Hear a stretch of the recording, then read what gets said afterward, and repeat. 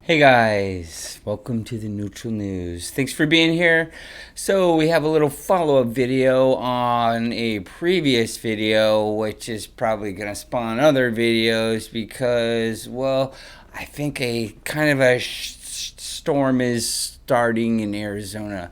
On my last video, I think I called it AZ Makes a Move. Yeah, well, it shows how the AZ audit has begun and other states are peeking in, looking at what they're doing. So, of course, the dinosaur media is calling it the fraudit and just trying to make it as irrelevant as possible when actually I think they're getting a little worried. Now, enter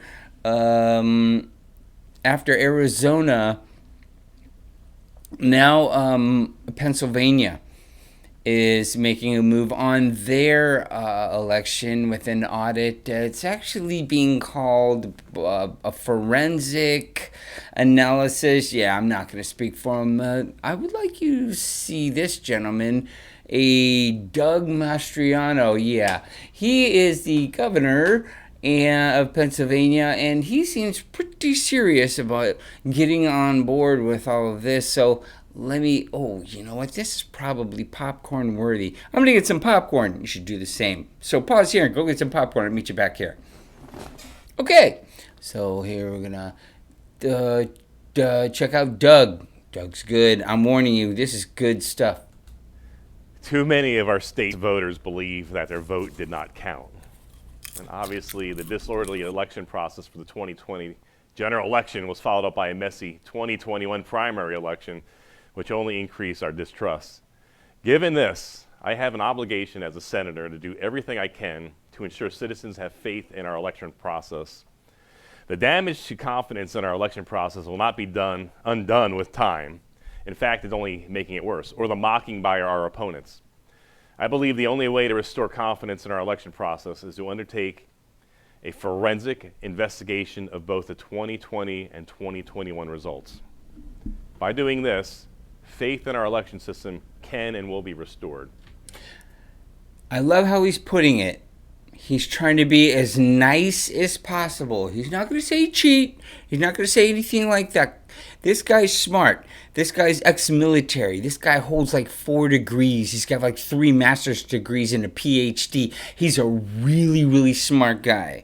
So keep your eye on this guy. He knows exactly what he's doing.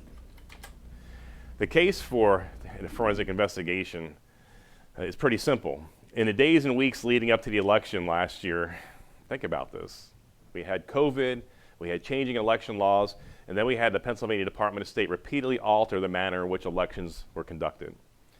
This constantly changing guidance not only contradicted the election code that we voted for, but it also conflicted with decisions by both the Pennsylvania and U.S. Supreme Courts. That's a problem. For instance, people voting in person were held to a higher, more rigid standard than those who mailed in their ballots. Signatures were required on the mail-in ballots were rendered meaningless when a decision by our Department of State here in Pennsylvania took away the requirement for matching signatures. But voting in person, your signature had to match. None of this makes any sense. The state Supreme Court muddied the voting process by adding 3 days to receiving mail-in votes after Election Day. This was unprecedented and it had no standard in existing law. The U.S. Supreme Court itself had to step in and order counties to segregate those ballots received after Election Day. Then just 12 hours before the general election kicked off on November 3rd, the Department of State once again changed the rules by providing last-minute guidance on how to help voters whose mail-in or absentee ballots were incompletely completed. This late guidance resulted in some counties helping voters who had messed up filling out their votes online, not online, but in mail, and others who didn't get the chance to do so. This is ridiculous. Once again, there was no precedent for this guidance in current or case law. So after action review, or AAR, I've spoken a lot about my 30 years of military service. It's what I did. Most of my 20s, I was in the Army on active duty. All of my 30s, all of my 40s, and part of my 50s, I was serving this country that so many of us love so dearly. Okay, that's enough. So actually, this guy's obviously a patriot. He obviously loves the country. He's going to defend it. He's going to defend it, guys. You know, a lot of people like this are stepping forward now. So I think people are getting a little worried. What if this forensic auditing starts to show things that, well, frankly, some of us already believe are true? I don't want to go into detail because of, censorship and so on, but I think you know what I'm getting at. I mean, how many states are going to end up joining Arizona? I believe so far 9 states ended up observing what was going on. And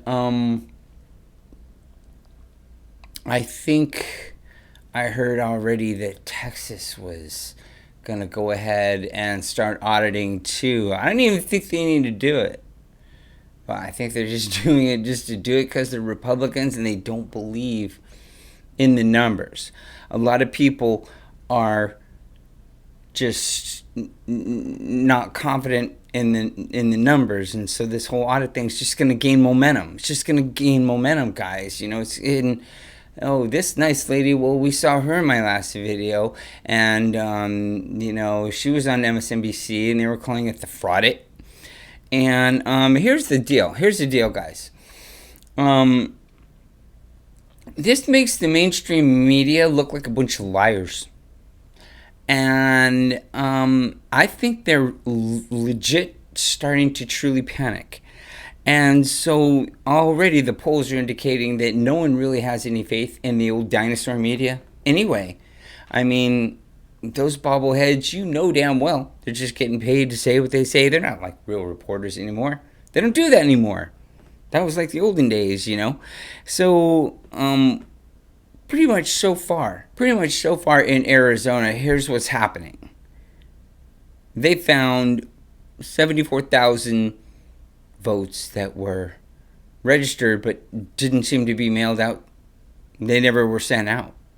They found 170,000 that were incorrectly printed. I mean, so I don't even know what that means, incorrectly printed. That means probably they're phony. I mean, I'm only guessing where that's going by, but just something like that. And 11,000 were actually added after the election had ended. So you see where this is going, okay? And so now Pennsylvania is going to join the fun. And I think what's happening now is the mainstream media is, in effect, losing control of the situation. So if it's all even just known, I wonder where we go from here. It should be very, very interesting to see where everything goes at this point. So that's it for this report. Thanks for joining me. If you want to comment down below, let's get this conversation going down below, because I'm really excited being in Arizona that this whole thing started here. So I get to report on it and I give it straight to you. If you like it and you want to know more, give me a thumbs up. Thank you for watching.